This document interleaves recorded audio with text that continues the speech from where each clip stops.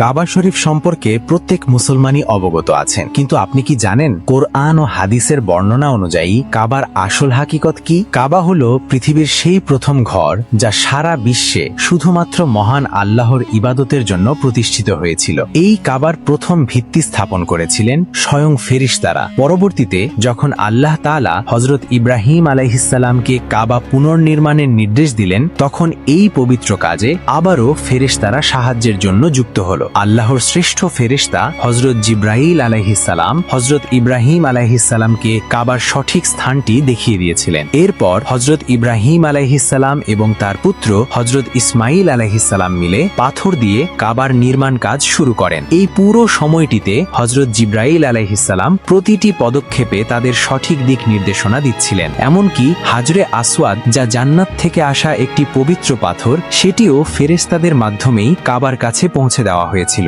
হযরত জিবরাইল আলাইহিসসালাম নিজ হাতে এই পাথরটি হযরত ইব্রাহিম আলাইহিসসালামের কাছে তুলে দেন, যাতে তিনি এটি কাবার এক কোণে স্থাপন করতে পারেন। নির্মাণ কাজ চলাকালীন যখন দেয়াল অনেক উঁচু হতে লাগলো এবং পাথর লাগানো কঠিন হয়ে পড়ল, তখন ফেরেশতারা হযরত ইব্রাহিম আলাইহিসসালামকে একটি বিশেষ পাথর উপহার দেন, যা আজ আমরা মাকামে ইব্রাহিম নামে জানি। হযরত ইব্রাহিম আলাইহিসসালাম সেই পাথরের উপর দাঁড়িয়ে নির্মাণ কাজ করতেন এবং অলৌকিকভাবে সেই পাথরটি প্রয়োজন অনুযায়ী স্বয়ংক্রিয়ভাবে উঁচু হতে থাকত, যাতে কাজ সহজে সম্পন্ন হয়। ফেরেশতাদের এই সাহায্য শুধু নির্মাণ কাজের মধ্যেই সীমাবদ্ধ ছিল না। যখন কাবার নির্মাণ সম্পন্ন হলো, তখন আল্লাহর নির্দেশে হযরত ইব্রাহিম আলাইহিসসালাম মানুষকে হজের জন্য ডাক দিলেন, আর ফেরেশতারা তার সেই আহ্বানকে অলৌকিকভাবে পৃথিবীর প্রতিটি কোণে এবং প্রতিটি মানুষের কানে পৌঁছে দিয়েছিলেন।